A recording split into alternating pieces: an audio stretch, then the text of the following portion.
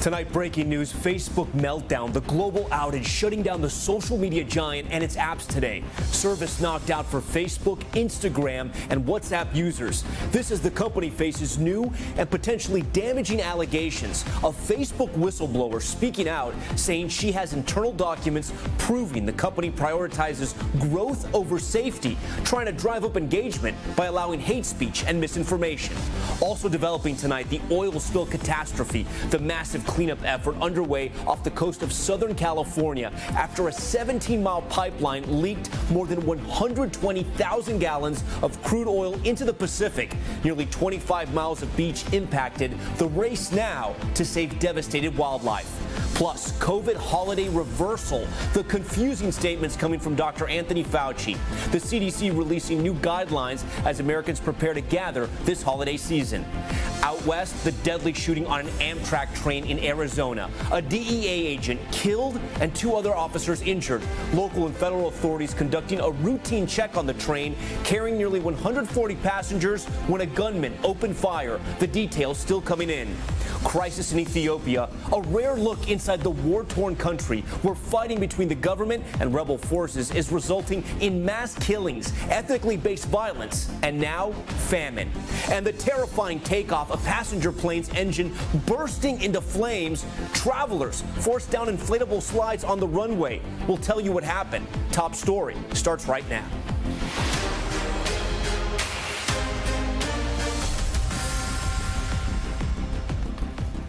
And good evening, I'm Tom Llamas. We begin with breaking news and the massive global outage crippling Facebook and its apps. Facebook, Instagram, and WhatsApp all going offline for hours today. The company's employee systems like phones and badges were also impacted.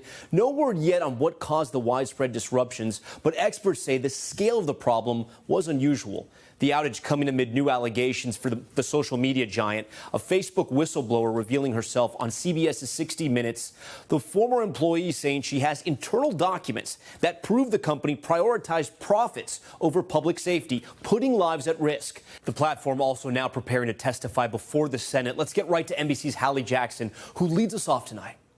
Massive and mysterious, a global outage taking down Facebook around the world for hours, along with Instagram and WhatsApp, which Facebook owns. A top executive taking to Twitter to offer sincere apologies, adding, "We are experiencing networking issues and teams are working as fast as possible to debug and restore." One Facebook employee telling NBC News everyone is just sort of standing around, with the outage affecting pretty much everything. But this is a misconfiguration, some sort of technical glitch that is basically unheard of. The scope of it is just utterly remarkable. Facebook has not said how many people have been affected in the outage, which began just before noon Eastern time, but its platforms altogether have billions of users worldwide. Facebook now scrambling to manage this problem and a separate PR crisis after a whistleblower revealed herself to level this explosive allegation on 60 Minutes. Facebook over and over again has shown it chooses profit over safety. Frances Haugen left Facebook in May, taking tens of thousands of documents that she says show Facebook's dangerous disregard for safety, pointing to how they turned off internal settings meant to fight election misinformation before the January 6th Capitol riot. As soon as the election was over, they turned them back off, or they changed the settings back to what they were before to prioritize growth over safety. And that really feels like a betrayal of democracy to me. Facebook acknowledges it rolled back some emergency measures after the 2020 election, but kept some in place. Its head of global safety talking exclusively with NBC News. Facebook, she says, values profits over safety. Is she right? That is absolutely contrary to my experience. It's also contrary to the facts. I mean, since 2016, we've spent $13 billion on safety and security. We have 40,000 people working on safety and security. Haugen will testify against Facebook in a Senate hearing tomorrow. There's so many different laws that need to be passed. I'm not even blaming Facebook because regulators have sat on their hands and done nothing. Okay, Hallie Jackson joins us now. Hallie, I want to go back to that outage. I know you have some new reporting tonight. Yeah, Facebook is now putting out statements here, again apologizing, but saying that the services are starting to come back online. It's going to take a little bit to get it back to 100%, right? This is a big lift to get people back on those services, but it looks like that is the process that's happening. And you have to remember, Tom, this isn't, when you look at Facebook and Instagram and WhatsApp, it's not just like a place for people to share fun memes, right? It is that, but it is also a place that is used by small and large businesses, which Facebook is acknowledging, by, for example, family members, to stay connected all around the world on something like WhatsApp. So this has a ripple effect. Again, the good news, if you use these services, they are coming back. The bad news, you probably had a lot of question marks for about 6 hours or so today. Tom? Hallie Jackson leaving us off on top story tonight. Hallie, thank you for that. Facebook's massive outage, just one of several problems the social media giant has faced recently, in part because of the reporting by our next guest. Keach Hagee is a reporter for the Wall Street Journal and part of the team that put together the Facebook files, which first broke many of the headlines we just watched there in Hallie's story. Keach, thanks so much for joining us tonight. Glad to be here. So, Keach, from your reporting and the 60 Minutes interview, one thing is clear. Facebook, according to these researchers that spoke out, prioritizes growth over safety. And we're no longer just talking about clickbait here. We're talking about people's actual safety. So a lot of what we saw in the documents that we reported on was a gap between what Facebook said and what they did. And broadly speaking, we saw that, for example, in the case of Instagram and teens, actual physical lives were in danger. So Instagram was shown to increase the amount of body issues that teenage girls had, including increasing the amount of suicidal thoughts. And in some cases, in the political arena, their algorithms were amplifying divisive and violent content in a way that was creating real harms in the physical world. You know, some viewers may be watching this and saying, you log on to Facebook, you make that choice, it's a company. But I want you to explain to our viewers, Facebook could be in real trouble because, yes, it's a business, but they have shareholders. The lawyer for the whistleblower says they went to the SEC, they want the SEC, I should say, to investigate because it's a publicly traded company that may have lied or withheld information to investors. Well, you could see that investors were sort of making that calculation today as the stock was down. So yes, as I said before, these documents show that what Facebook says publicly and what they do internally, there's sometimes a gap between those things. And I think that is going to be some of the stuff that the SEC is going to be looking into. And more broadly, of course, there's going to be another hearing tomorrow in Congress on this. And I think that investors are concerned that there might be regulation coming for Facebook that would change how profitable their business is. A lot of people have been waiting for those regulations. We're going to have to wait and see. Okay, Wall Street Journal's Keach Hagee for us tonight. Keach, thank you so much. Also developing tonight, the massive cleanup effort underway after an oil catastrophe off the coast of Southern California. A leak from an underwater pipeline dumping more than 120,000 gallons of crude oil into the water near Huntington Beach. You see it right there. Oil washing ashore on some of the state's renowned beaches and could keep them closed for weeks or even months. The new images tonight of crews racing to save birds also soaked in oil. NBC's Miguel Almaguer in Huntington Beach tonight. The still unfolding disaster has tonight left the waters of Southern California coated in oil and some of its most pristine beaches covered in crude. Categorized as a major spill, up to 126,000 gallons of oil could have poured into coastal waters, but still no exact source. We have examined more than 8,000 feet of pipe, and we have isolated one specific area of significant interest. With countless birds, fish, and protected wetlands under imminent threat, the massive spill was first acknowledged Saturday, but some in the area smelled fuel Friday. Someone had opened that front door up, and man, the whiff of oil came through that door. Today, oil-slicked animals are slowly being rescued, but it could be weeks, even months before the impact to wildlife is known. We have to pour all resources into making sure that we mitigate the damage. With 25 miles of Southern California's iconic coastline closed to fishing, today tar balls washed along shore in Huntington and Newport beaches. It's believed the leak occurred in a pipeline connecting a drill platform to the shore. Divers are looking for the source of the rupture about 4 miles off coast, under more than 80 feet of water. With booms deployed to capture oil, Beta Offshore, which runs the platform, modeled a worst-case scenario spill back in 2012.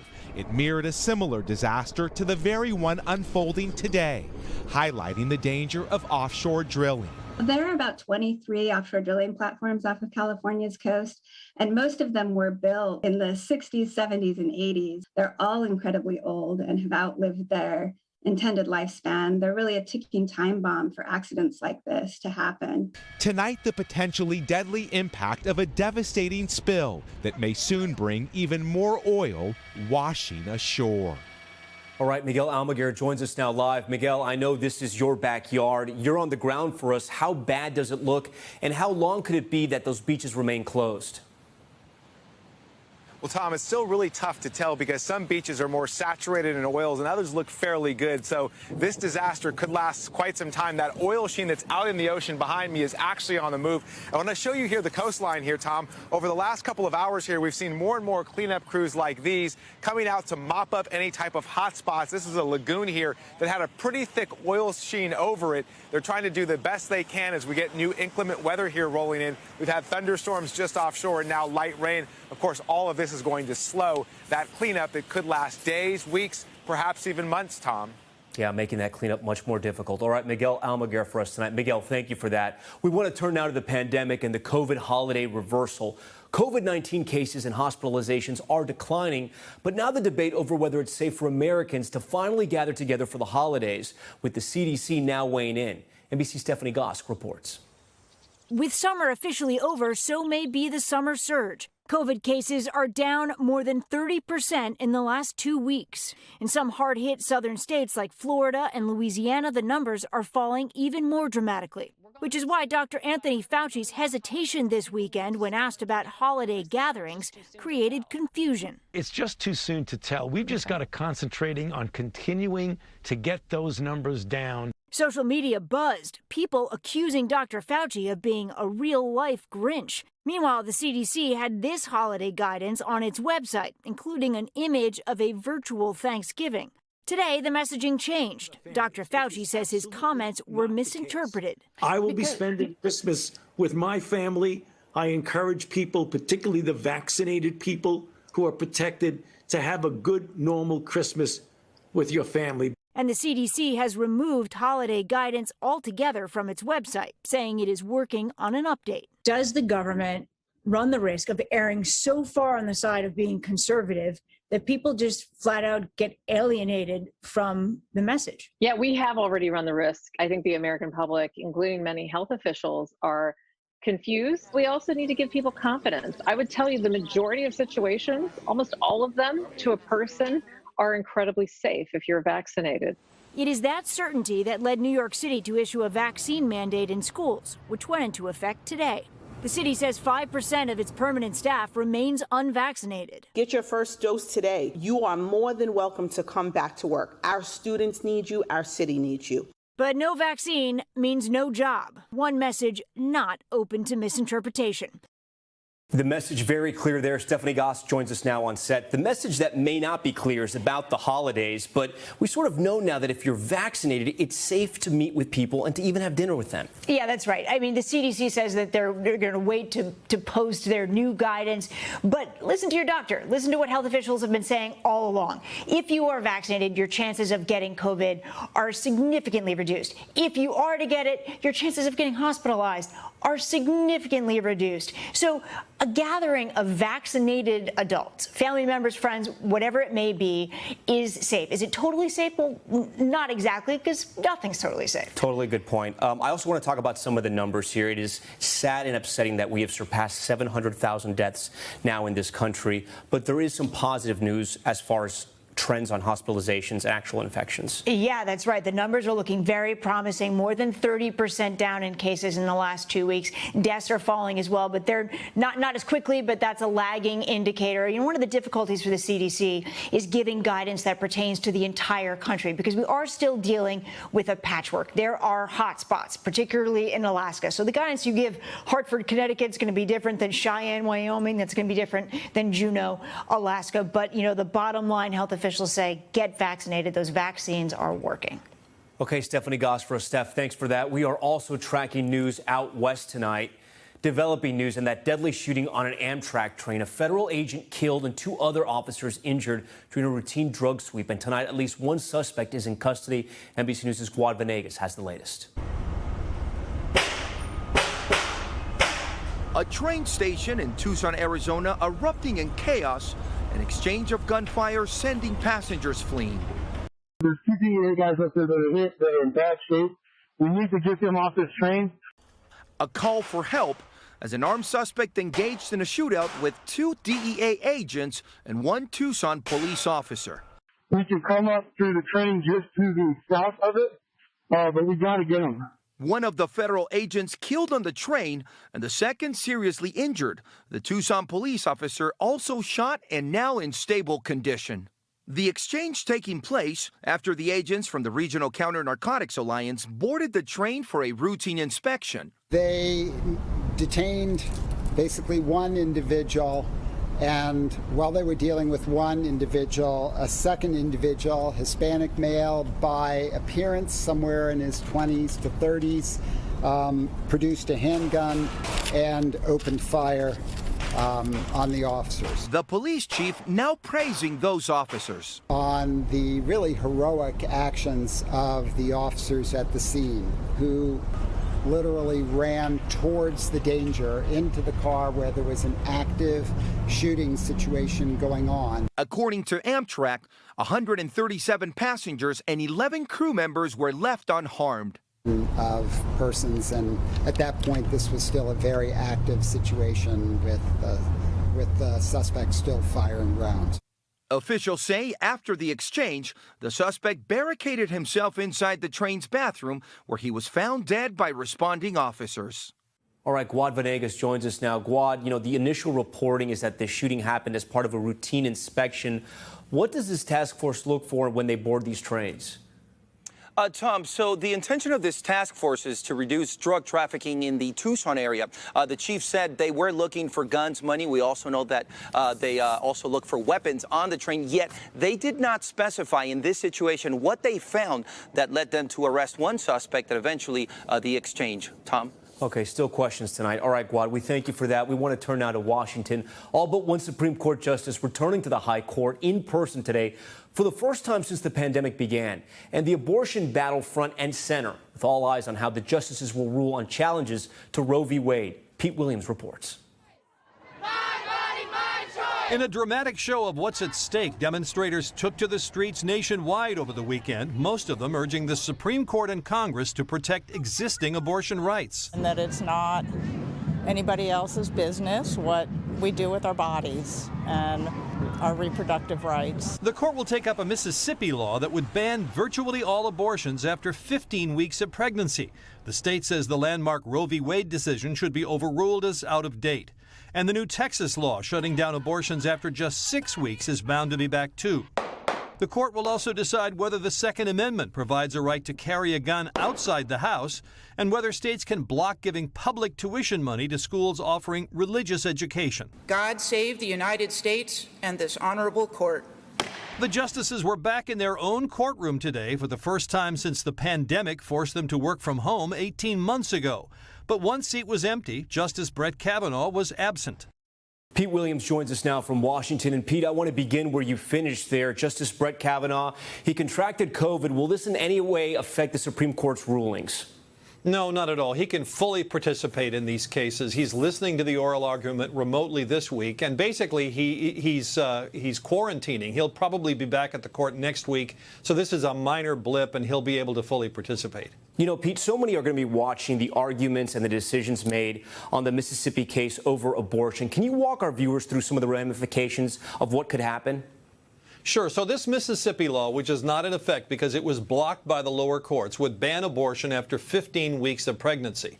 Now, here's why that's a direct challenge to Roe v. Wade, because Roe and some follow-on cases from the Supreme Court say that states can restrict access to abortion before viability, which is generally 23 to 24 weeks of the pregnancy, but they can't ban it altogether. So by banning it after 15 weeks, Mississippi is expressly asking the Supreme Court to overturn Roe v. Wade. Now, if the court were to do that, it would not make abortion illegal. It would simply say it's up to the states, And women's groups say about half the states would either restrict or ban abortion altogether, Tom. Pete Williams for us tonight. Pete, thank you for that. Over on Capitol Hill, Congress under pressure to increase the debt limit, with the U.S. just weeks away from a possible economic disaster. And at the same time, Democrats remain divided on the president's multi-trillion-dollar agenda. NBC News White House correspondent Kelly O'Donnell has the latest.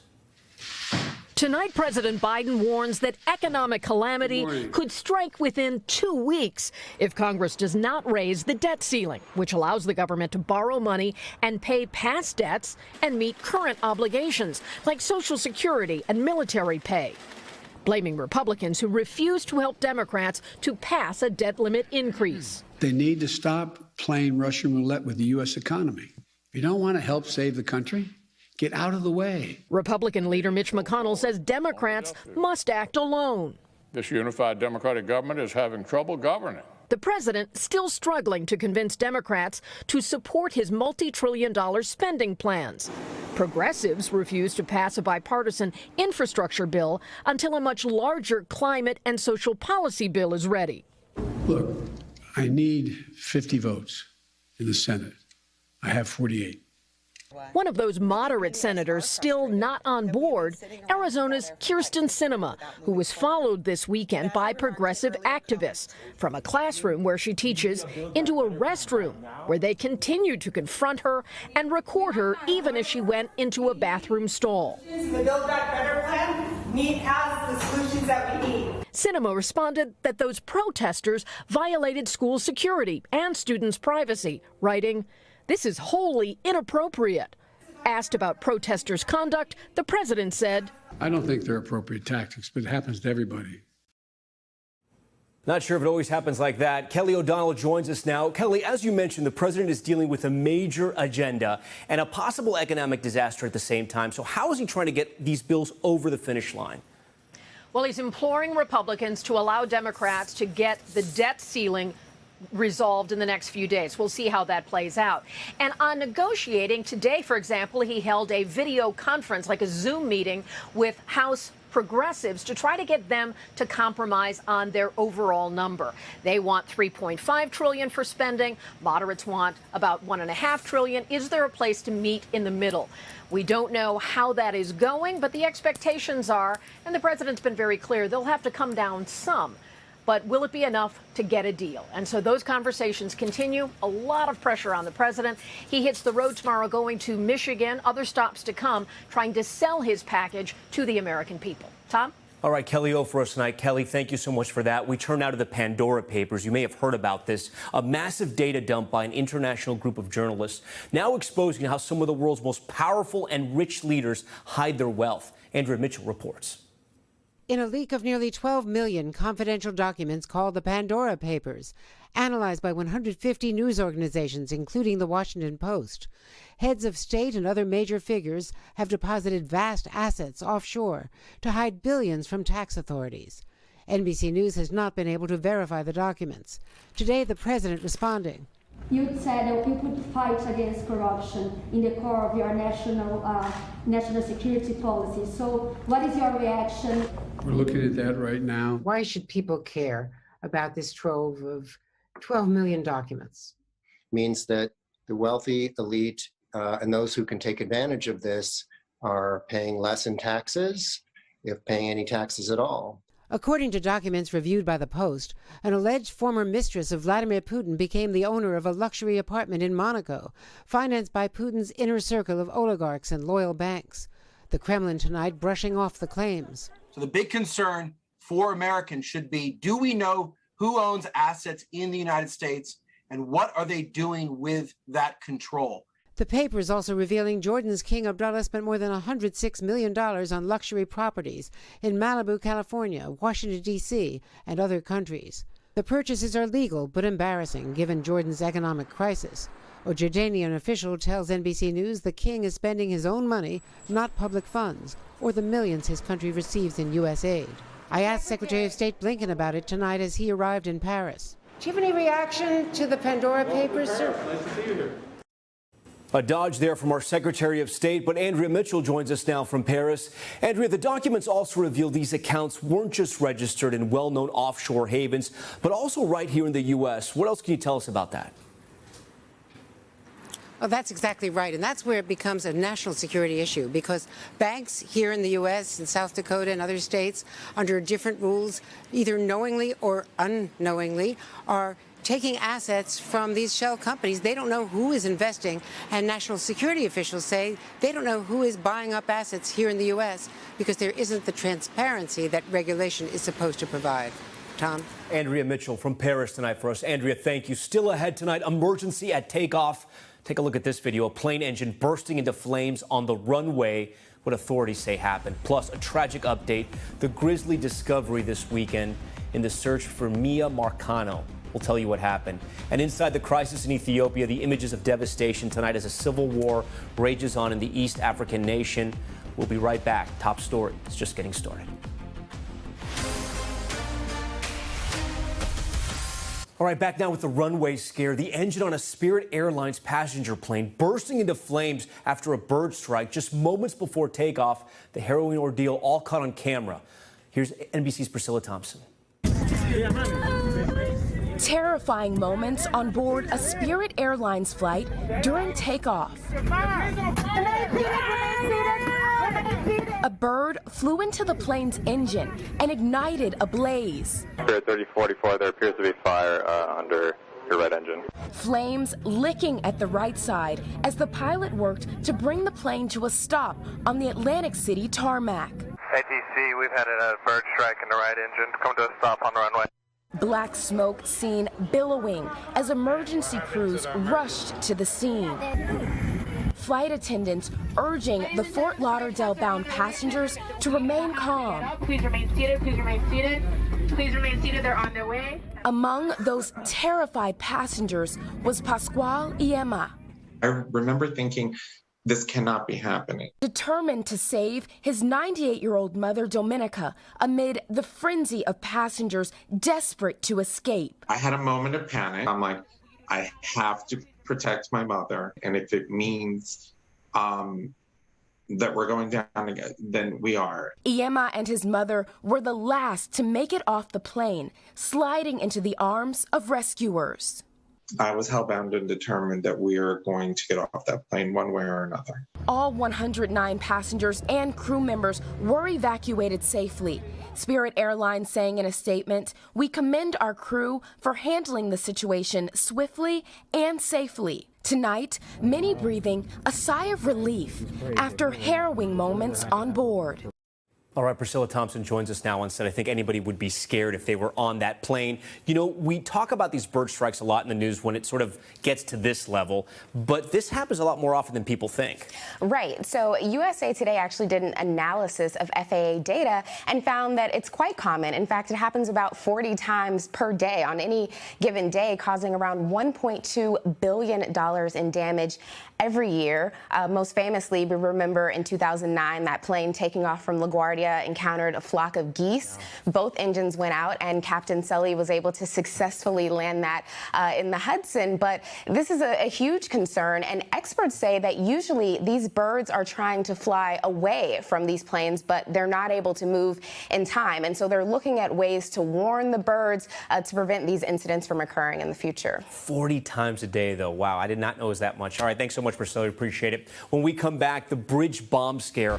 Possible explosives found at a crossing that connects the U.S. to Canada. The update just in now from police. And the about face from Ozy Media, the CEO's shocking announcement on the Today Show saying the scandal-ridden company will be back in business. Stay with Top Story.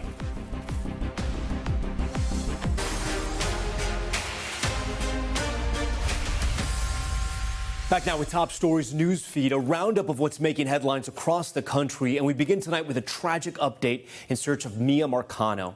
Authorities say a body believed to be the 19-year-old was found in a wooded area in Orlando, Florida over the weekend.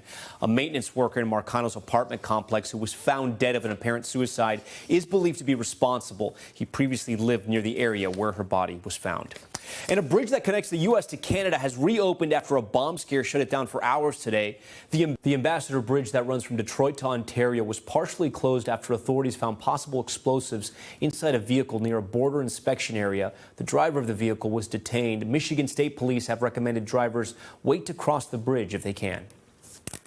Netflix and Howard University have established a $5.4 million scholarship in honor of Chadwick Boseman. The full scholarship will cover 4 years of tuition at Howard's College of Fine Arts, which was renamed after the late actor. One incoming freshman will get the award each year. Boseman, a Howard alumnus, died last year from colon cancer.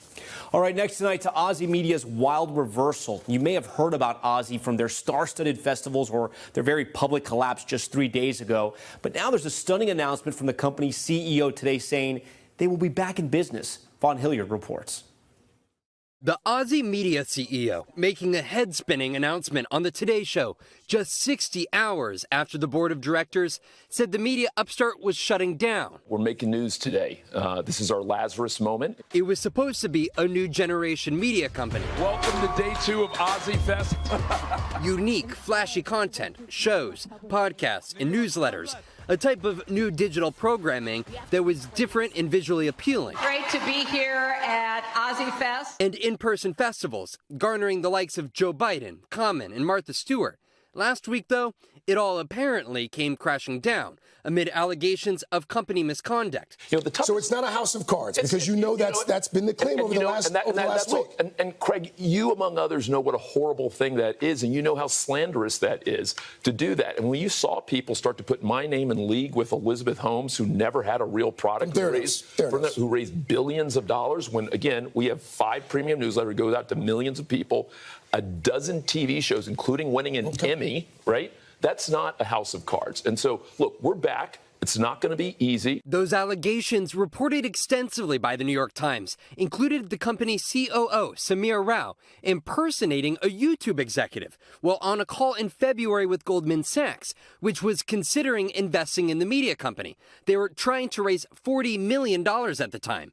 The voice allegedly sounded digitally altered on the call, which led the FBI to be alerted. There's no doubt about it that was not okay, and that fractured a lot of trust, not just there, but obviously you saw what happened in a very tumultuous week last week. The New York Times also reported on concerns about possibly inflated viewership numbers in misrepresenting one of the company's professional partnerships. Ozy's board of directors said the company was done, saying, "It is therefore with the heaviest of hearts that we must announce today that we are closing Ozy's doors. Its chairman, a billionaire investor, even resigning.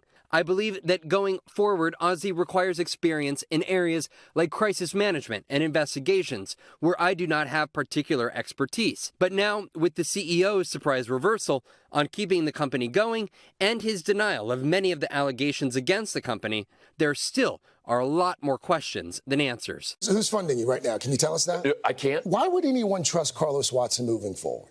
Yeah, great question and fair question and heartbreaking question.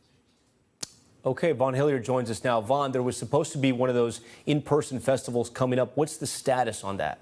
Exactly, Tom. You saw those images from past festivals, and just 2 weeks from now, they were supposed to be hosting one in Miami. But you go to their webpage now, there's nowhere to get tickets, and it apparently is no longer on in Miami. But you've seen in past events, Hillary Clinton, Joe Biden, other athletes and celebrities, now, 2 weeks from now, that a festival appears to be off at this time, Tom. All right, Vaughn Hilliard for us tonight. Vaughn, thank you. Watson's shocking announcement today still has so many confused. NBC News senior business correspondent Stephanie Ruhle joins us now for more on set with this. And Steph, I wanted to have you on because I know you worked in Wall Street, and some people have made the comparison to Theranos. Basically, very big claims, and in the end, it was a lot of smoke and mirrors. With Ozy, is that a fair comparison? Well, listen, they're two totally separate businesses, right? A blood testing company, a media company. But really, this is a story about hype. Like Elizabeth Holmes and Theranos, huge investors, famous people on the board. And when you see that, that gives a company a lot of credibility. And oftentimes others don't look under the hood and say, what's actually going on there? Well, since it's been exposed what happened at Ozy, you know, what they did, now you're seeing investors pull out and the company company on Friday had announced they're shutting down. Now they're saying they're not. But just think about this, for example. The company had said Sharon and Ozzy Osbourne are investors. Well, they're not investors. What had happened was the Osbournes, who did build a media empire, sued them because of the name. And as part of an agreement, Ozy, the media company, gave them shares. And then the company went out and said, look, the Osbournes are investors. Tom, that's like me starting a company today and mailing some shares to Elon Musk and Warren Buffett and going out and saying, look who my investors are. When you have that kind of credibility, other people follow. And that's led to a lot of these fraud claims. It's not good. Carlos Watson and his partners were able to raise $70 million to their credit. I think a lot of people at home may be thinking, how did they do this? People with small businesses can't even get loans. You know Wall Street. $70 million is not a big number. It's a rounding error for a lot of investment firms. But my question is this. Carlos Watson billed himself as the next Anderson Cooper, the next Oprah Winfrey. I'm not saying he's a bad talk show host, but he's not in that league yet. Why didn't the investment firms do their homework, or did they just not care? It's not that they don't care, but they are looking to diversify their portfolios. Listen, new media is a space lots of people are trying to figure out. And remember where they got in trouble for this phone call. They were claiming that they were one of the most popular shows on YouTube. And you've got all sorts of traditional investors who might not understand new media, digital media, YouTube. Or care to even look. Well, not care to even look, but they're saying, oh, new media, I don't know that much about it, but it's worth me putting some chips on the table. But now those investors put their chips on the table, and they're embarrassed as they're pulling out. All right, Stephanie Rule, thank you. Next tonight, horrifying allegations against one of the country's most notorious jails. New York City's Rikers Island, rocked by deaths and violence, now facing disturbing reports of unsanitary conditions, including accusations some inmates are forced to stand in human waste for days. And now the calls for reform growing louder. Dasha Burns has a story and a warning. You may find some of these images and information disturbing. What do we want? Incarceration. When do we want it? Now. Tonight, accusations of a humanitarian crisis at Rikers Island. When do we want it? Now. According to elected officials and lawyers who witnessed what they describe as catastrophic conditions in one of the country's most notorious jail complexes. It's one of the most dreadful places I've ever been. Did you feel like a human being in there? No. Once you go through that door, you are an animal. They treat you like an animal.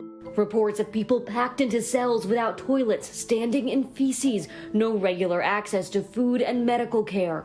Did you witness violence? Yes. Did you witness riots? Yes. NBC News spoke to this man on the day he was released from Rikers. He asked to remain anonymous for fear of retaliation. I was scared because if someone got to put a sheet around their neck, try to hang it up in a cell to get attention from an officer. You saw a fellow inmate try to hang himself. Yes. Thomas Tomas Carlo, Javier Velasco. 11 people have died in custody this year, almost half by suicide. Conditions drawing outrage from New York politicians, like New York Assemblyperson Jessica Gonzalez Rojas, who was among a group of officials who recently visited the jail. We saw dozens of people in cells, laying on the floor, without access to clean bathrooms, clean running water, food, and most traumatically, I witnessed an attempted suicide. Rikers Island is a death sentence. Part of the problem, an historic staffing shortage. According to a recent lawsuit from the city of New York against the Court Officers Benevolent Association, officer absences have increased a staggering 215% this year compared to 2019. The city has since pulled the suit, but a spokesperson for the Department of Corrections says about a third of officers are unable to work with people in custody each day. What it means is that there's no one to actually run the jails. Public Defender Alice Fontier helped organize the tour for elected officials. People have to get off the island. There's no other immediate fix. More people are going to die. In a statement to NBC News, the Department of Corrections saying in part, quote, the conditions described by elected officials have improved dramatically. Conditions like overcrowding and unacceptable waits were ameliorated. We still have a ways to go when it comes to fixing our overall staffing shortage, but we are seeing a steady flow of officers returning to work.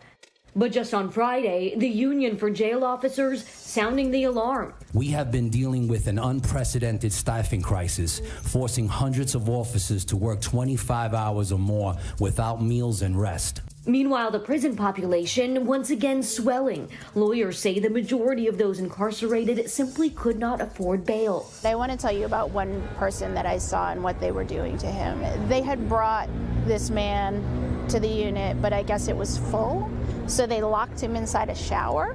Nobody could come up with $250 in his family to pay that amount of bail to get him out. New York City has a plan to close Rikers, but the jail won't shut its doors until 2026. Advocates say reform needs to happen now. But for many people experiencing the crisis firsthand, it's terrible. It's terrible. I wouldn't wish it on nobody. All right, Dasha Burns joins us now. Dasha, a lot of people who may be watching this may be surprised about the actual prison population at Rikers right now, and you've learned something from your legal sources? Yeah, that's exactly right, Tom. This is an important point that often gets overlooked. The vast majority of the population on Rikers Island, they are pre-trial, which means they have not been convicted of a crime. They are sitting there awaiting their day in court, many of them just because they could not afford bail. And the courts are backed up because of the pandemic, so that is taking even longer than it normally would. And we have lawyers saying that they have clients who have posted bail, but those releases are also getting delayed because of the shortage of officers, Tom. Dasha Burns tonight shining a light on those horrific conditions there at Rikers. Dasha, thank you for that. All right, now to the top stories, Global Watch, a look at what's making headlines around the world. And we begin with mass protests in Brazil. Thousands marching through the streets in the country's major cities calling for the impeachment of Brazil's president. Demonstrators protesting his handling of the pandemic, surging inflation, and high fuel prices as more than 14 million Brazilians are now unemployed. And China ignoring a warning from the U.S. to cease military pressure on Taiwan. Taiwan's defense ministry said a record 52 Chinese warplanes entered its air defense identification zone today. It comes after China sent 38 planes into the airspace on Saturday. The U.S. said the show of force was, quote, undermining regional peace and stability. Nearly 60,000 homes in Japan are facing a water outage after a pipe bridge collapsed. New video shows parts of the bridge in a river about an hour south of Osaka. The bridge, built in 1975, is not used by people. No issues were detected during inspections last month. Water stations now set up for affected residents. Dozens of schools are closed. Next tonight, rare access from the front lines of Ethiopia's civil war. The National Army and local militias clashing with rebel forces, both sides accused of human rights abuses, and the UN warning of a new famine. John Sparks on the ground there for Top Story. We followed the road north through Ethiopia's highlands on the road that leads to Tigray. But the country's maps may need rewriting, for this pockmarked track leads to war. In the region of Amhara, everyone who is able is expected to fight, including middle and high school students who were called up last month. They've joined forces with the National Army in a fight to the death with the rebellious state of Tigray. The two sides massing their forces and trading blows on lands adjacent to the country's central highway. There are thousands of troops in this area, close to the front. Men, women, many of them very young, and it looks like they are preparing for battle. Further south, in the Ethiopian capital, the country's Prime Minister, Abiy Ahmed, was sworn in for a new 5-year term. He took power as a progressive and award-winning peacemaker, but his premiership has been dogged by war with the party which runs Tigray, the TPLF. Abiy calls them cancer. Their political dispute has shaken the nation, and the evidence was all around. Our guides from a local militia then took us up a mountain to a village called Uruga and asked us to inspect the damage. The Tigrayans held this place for 3 or 4 days, they said, and incinerated its clinic and grain mill. A local farmer took us for a tour. Why do you think they did that? What do you want to happen to the TPLF? What do you want to happen to the people of Tigray?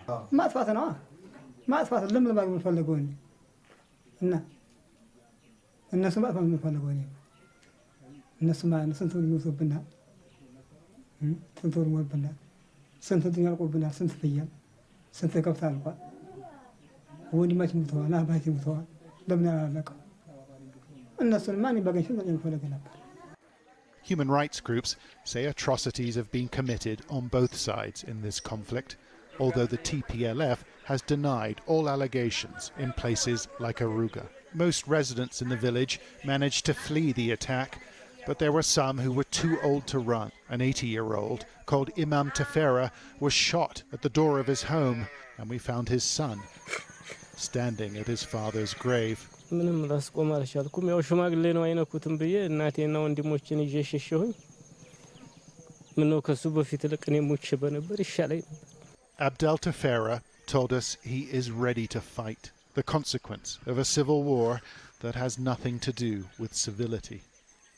John Sparks with Sky News. John, thank you for that report. Next tonight, the major announcement from Jeff Bezos' Blue Origin. William Shatner will now head to space, and how he'll make history in the process. Plus, the vehicle that some consider the symbol of U.S. gas-guzzling culture getting a major makeover. CNBC's Phil LeBeau put it to the test. The Hummer going electric. So does it have power? Phil will show us what he found. Top story going off-road. Stay with us. Welcome back to Top Story. GM is preparing to release one of the most anticipated electric vehicles, the Hummer EV, which will pack 1,000 horsepower, and a select few were able to take it for an early test drive, including CNBC's Phil LeBeau, who joins me now live. Phil, thanks so much for joining Top Story.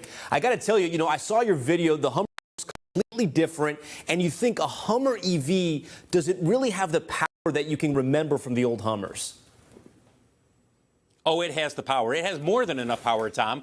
Look, you're looking at 1,000 horsepower on the very top-end version of the Hummer, and this is built for extreme off-roading. And when I tested it at GM's Milford Proving Ground northwest of Detroit, they did not hold back. They said, take it wherever you want to take it, and we did. And let me tell you, as compared to other off-road SUVs that I've driven, it more than holds its own.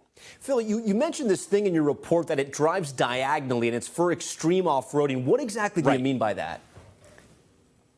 Well, that's called crab walking. Imagine you have a vehicle that is stalled in front of you, and there's not enough room for you to turn the wheel so that the vehicle can turn. Crab walking allows the vehicle to move diagonally, so the Hummer will move diagonally. Now, look, crab walking is for relatively low speeds. You can't do that at 60 miles per hour going down the highway, but you can move diagonally, and it's a neat feature, a unique feature that I think people are going to be looking at when they first get the Hummer, and they'll say, wow, I never thought about this, but this is one way for me to utilize this vehicle in some tight spots. Phil, you cover the auto industry for CNBC. I'm curious, how much of this do you think is a statement piece? Because Hummer was sort of that symbol of the U.S. gas-guzzling culture. Do you think the consumer will want to buy an electric Hummer? Yes. I think that the Hummer's presence is what's going to make it stand out. And General Motors needs this, Tom. Look, the last couple of vehicles they've rolled out, electric vehicles, you're talking about the Chevy Bolt, and before that, the Chevy Volt, they were yawners. They were not moving the needle at all. They needed to say to people, we can compete with Tesla. We can make exciting electric vehicles. That's the point behind the Hummer. It is a statement telling people that General Motors will build electric vehicles that will excite people.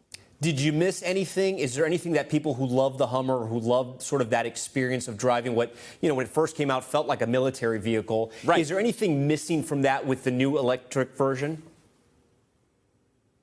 Maybe the sound, the roar of an internal combustion engine vehicle, but that's with every electric vehicle. But in terms of the presence, in terms of what you feel when you're in the driver's seat, it feels very similar to the previous version of the Hummer that was so popular 20 years ago. Yeah, we'll have to wait and see what Arnold Schwarzenegger says, who made him so popular when they first came out years ago. Phil LeBeau, thanks so much for your report. We really do appreciate having you on Top Story, so thank you.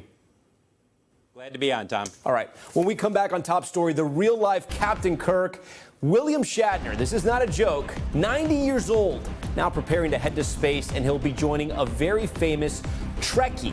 All the details next.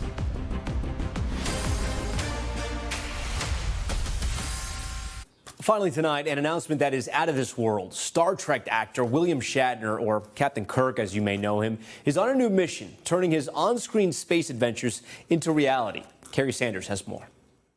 Stardate 10-04-2021. And start. 2, 1. A real-life mission to space that is about to bring forward at warp speed what began in 1966. Space, the final frontier.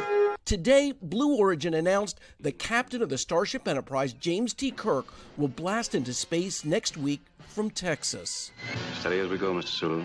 The actor who played Captain Kirk, William Shatner. In a tweet, Shatner writing, "Yes, it's true. I'm going to be a rocket man." The actor turned civilian astronaut will be making history as the oldest person to fly to space, a record that was recently set by 82-year-old Wally Funk. She joined Jeff Bezos during Blue Origin's debut Civilians in Spaceflight earlier this summer. Bezos, who made a cameo in Star Trek's latest movie, and a self-proclaimed Trekkie, this time inviting the actor on board. 13 years ago, I beamed off the bridge of the Starship Enterprise. It was to honor the 40th anniversary of the show. Thanks to cable, still boldly going where no man has gone before. You are now going to disappear. Energized.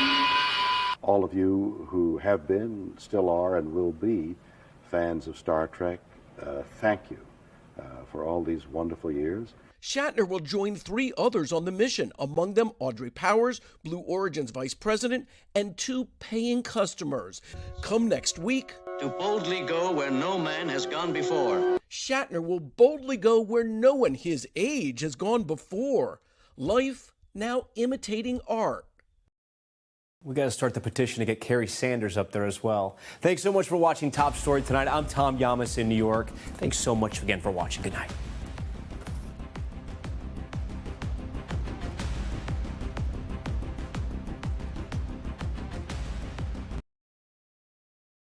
Thanks for watching our YouTube channel. Follow today's top stories and breaking news by downloading the NBC News app.